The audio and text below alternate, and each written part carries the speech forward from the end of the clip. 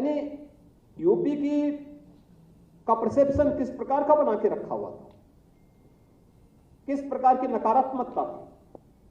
वह नकारात्मकता, जब तक नकारात्मकता रहेगी तब तक किसी लक्ष्य को नहीं प्राप्त किया जा सकता। जब तक अनिर्णय की स्थिति रहेगी तब तक हम किसी लक्ष्य को नहीं प्राप्त कर सकते। जब तक हम प्रदेश के बारे में, प्रदेश के पोटेंशियल को पहचानेंगे नहीं, तब तक हम प्रदेश का कल्याण नहीं कर सकते।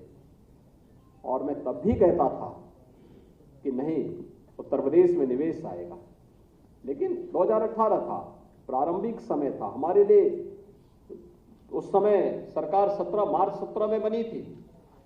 17 के अंत में मैंने इन्वेस्टर समिट की बात कही थी और फरवरी 18 में हमने पहला इन्वेस्टर समिट किया था। और मुझे अच्छा लगा कि उस समय जब लक्ष्य रखा गया था तो मैंने कहा कम से कम इतना निवेश तो आएगा ही जितना उत्तर प्रदेश का वार्षिक बजट होता है। वार्षिक बजट उत्तर प्रदेश का उस समय 4,27,000 करोड़ का था। हमें 4,68,000 करोड़ रुपए के प्रस्ताव प्राप्त हुए थे। और इस बार जब इन्वेस्टर समिट हुआ था, इन्वेस्टर समिट के पहले भी इसी प्रकार की भूमिका हुई। लोग कहते हैं साहब हमारा बजट 7 लाख का था, हम 7 लाख करोड़ यहां पे निवेश के प्रस्ताव आएंगे। मैंने कहा एक बार प्रयास तो करो। टीमें बनाई गई, लगातार कार्यक्रम प्रारंभ हुए। औद्योगिक विकास और इन्वेस्ट यूपी ने अलग अलग पॉलिसीज भी बनाई, काफी होमवर्क हुआ। तमाम हमारी सहयोगी संस्थाओं ने भी उसमें योगदान दिया। परिणाम रहा, हम धीरे धीरे करके आगे बढ़ते गए। और इस बार आपने देखा होगा इन्वेस्टर समिट कैसे होना चाहिए, उत्तर प्रदेश ने एक मानक तय कर दिया। 35 लाख करोड़ रुपए के प्रस्ताव उत्तर प्रदेश ऐसे राज्य में। लोग मुझसे पूछते हैं यूपी में इतने प्रस्ताव कैसे आए। मैंने कहा यूपी उस लायक है कि इतने प्रस्ताव आने चाहिए थे और आए। यूपी की साइज, यूपी की जनसंख्या, यूपी की पोटेंशियल इस अनुरूप है कि 35 लाख करोड़ रुपए के प्रस्ताव यूपी को मिलने चाहिए थे। बहुत सारे लोगों को लगता था कि आंकड़े फेक हैं। उन लोगों ने अपने तरीके से उस पर काम करना शुरू किया और बाद में फिर 5वें दिन 7वें दिन मुझे फोन करके बोलते थे हसनी साहब हमें अच्छा लगा कि ऑर्गेनिक है। मैंने कहा यहां इनऑर्गेनिक कुछ होता ही नहीं, जो भी होता ऑर्गेनिक ही होता है।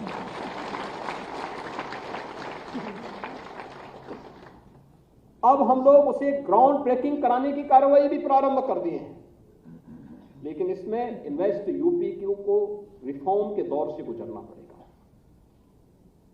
औद्योगिक विकास में और भी रिफॉर्म करने पड़ेंगे। हमें हर महीने अपने उद्यमियों के साथ संवाद बनाना पड़ेगा। देश और दुनिया के हर एक उद्यमी के साथ हमारा एक मित्रवत संवाद होना चाहिए।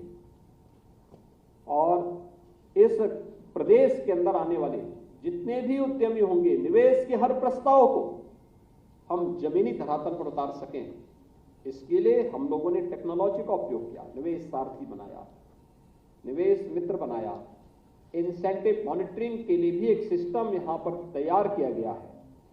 लेकिन केवल सॉफ्टवेयर बनाने से नहीं काम चलेगा, उसको प्रभावी ढंग से जमीनी धरातल पर दिखना भी चाहिए उसका परिणाम। जैसे आज इंसेंटिव वितरण 232 करोड़ रुपए के इंसेंटिव वितरण उद्यमियों को आज यहां पर किसी उद्यमी को कार्यालय के चक्कर न लगाना पड़ेगा।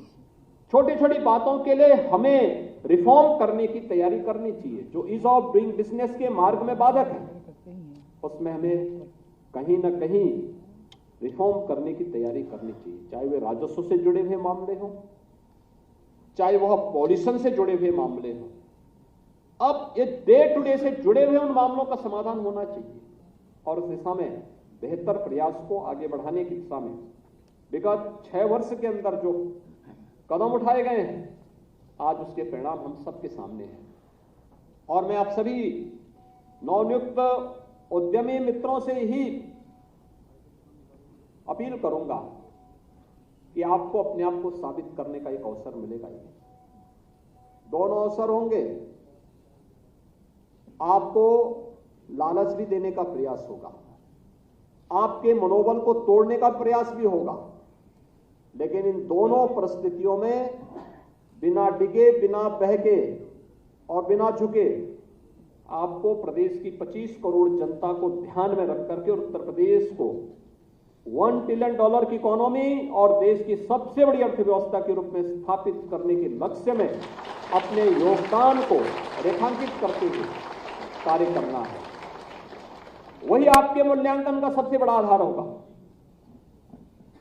कुछ लोग अथॉरिटी में काम करेंगे, कुछ लोग यूपी सीडा के साथ मिलकर काम करेंगे, कुछ लोग औद्योगिक विकास में काम करेंगे, कुछ लोग अलग अलग जनपदों में जो हमारी अथॉरिटी है वहां पर जाके कार्य करेंगे, कुछ लोगों को अलग अलग क्षेत्रों में उनको कार्य करने का अवसर प्राप्त होगा।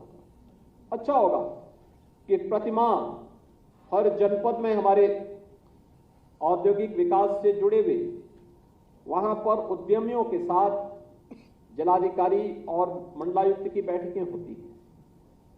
हमारा प्रयास होना चाहिए कि उस समय जो मुद्दे आते हैं आप लोग चुपचाप बैठ के देखना है। जो मुद्दे आते हैं उसको नोट कर लिया, उस उद्यमी के फोन नंबर को भी नोट कर लिया।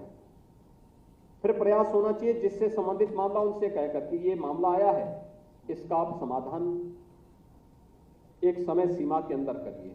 अगर वो कहता है कर लिया तो उस उद्यमी से बात कर लिया कि आपकी ये समस्या थी, क्या इसका समाधान हुआ कि नहीं हुआ। नहीं हुआ है, आपका कार्य है फिर यहां पर ऊपर की इकाई में बताना कि फलानी बैठक में ये मुद्दा उठा था लेकिन अब तक समाधान नहीं हो पाया है, इसके लिए हमें क्या करना। इसके बारे में अगर शासन इसका संज्ञान लेकर के फलाने उद्यमी से बातचीत करके उसकी क्वेरीज को समाधान कर लेंगे तो ये है हमें ईज ऑफ डूइंग बिजनेस के इस कार्यक्रम को, इस लक्ष्य को आगे बढ़ाने में हम मदद कर सकते हैं।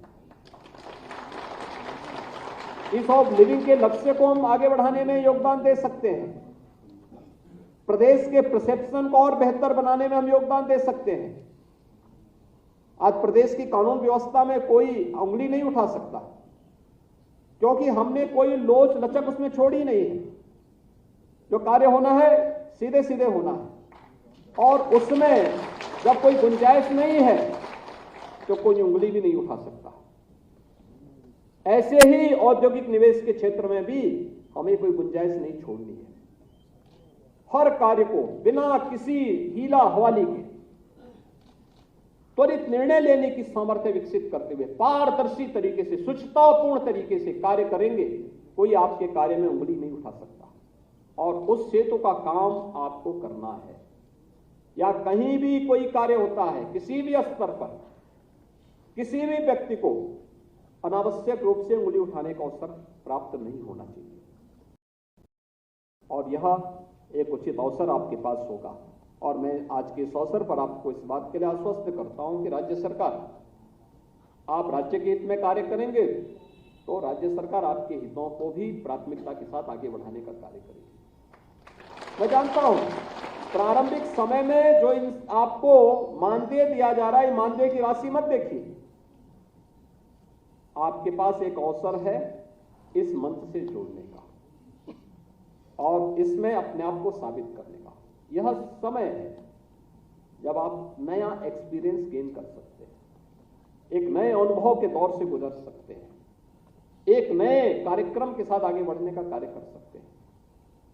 और मेरा तो मानना है कि हमें हर एक, मेरे जो पहले के अनुभव हैं, जो मैंने देखा है अभी, जो हमने एस्पिरेशनल विकास खंड में लगभग 100 ऐसे सीएम फेलोज की तैनाती की है, वे कार्य कर रहे हैं युद्ध स्तर पर, विकास खंड मुख्यालय पे ही रह करके अपनी जिम्मेदारियों का निर्वहन करते हैं। उसमें मैंने एक चीज जो सबसे अच्छी देखी है, ये लोग चुपचाप अपना कार्य करते हैं, लेकिन इनके ब्लॉक मुख्यालय पर रहने का परिणाम क्या था कि जो अधिकारी कभी ब्लॉक मुख्यालय में नहीं रहते थे, उन्होंने ब्लॉक मुख्यालय में रहना शुरू कर दिया।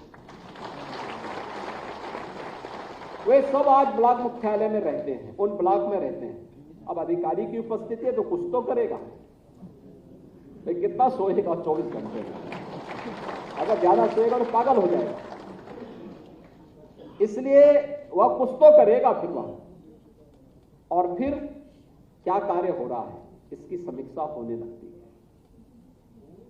कौन कौन से पैरामीटर है, उस पैरामीटर में क्या हुआ है, शिक्षा में क्या हुआ, स्वास्थ्य में कहां हम बढ़े हैं, जल संसाधन में कहां बढ़े हैं, स्किल डेवलपमेंट में क्या कार्य हुआ है, रोजगार सृजन में बैंक क्या कर रहे हैं।